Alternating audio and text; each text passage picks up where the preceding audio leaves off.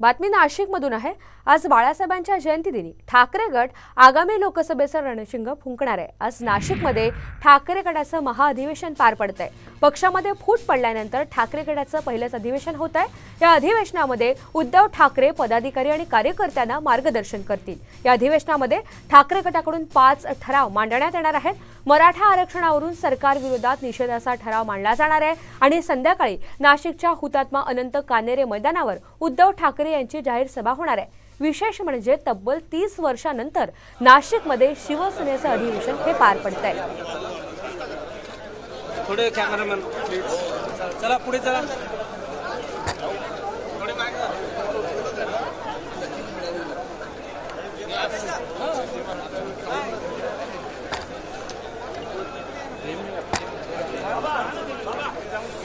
ठाकरे यांच्या उपस्थितीमध्ये अधिवेशन झालं होतं। 95ला सत्ता आली होती, त्यावेळेसची परिस्थिती वेगळी होती। आजची परिस्थिती वेगळी। आज पक्षफुटीनंतरचं पहिलं अधिवेशन नाशिकमध्ये होतं। ही गोष्ट खरी आहे की 18 आणि 19 नोव्हेंबर 1994 साली ज्या वेळेला याच ठिकाणी हे शिबिर आणि सभा झाली होती, त्यावेळची परिस्थिती वेगळी होती।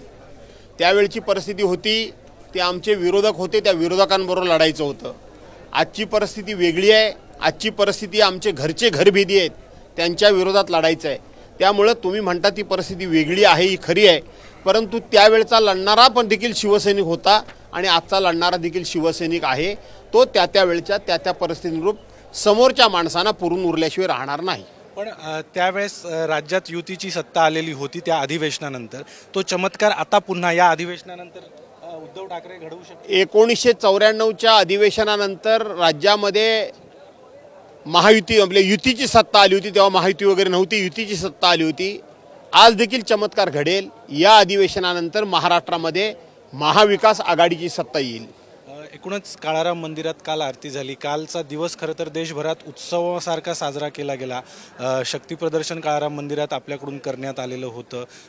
रामावरून खरं तर राजकारण गेल्या काही दिवसांपासून सातत्याने होते, कारण उद्धव ठाकरेंनी सुरुवातीला घोषणा केली ते काळाराम मंदिरात आरती करतील, त्यानंतर पंतप्रधानांच्या दौऱ्यात अचानक बदल झाला, त्यांनी काळाराम मंदिरात जाऊन दर्शन आणि आरती केली आणि काल पुन्हा असं आहे की उद्धव साहेबांनी सुरुवातीलाच घोषणा केली होती की मी काळाराम मंदिराच्या देवळामध्ये आरती करेन। त्याच्यानंतर पंतप्रधानांनी काळाराम मंदिराला भेट दिली असेल तर त्याबद्दल मला काही फार भाष्य करायचं नाही, परंतु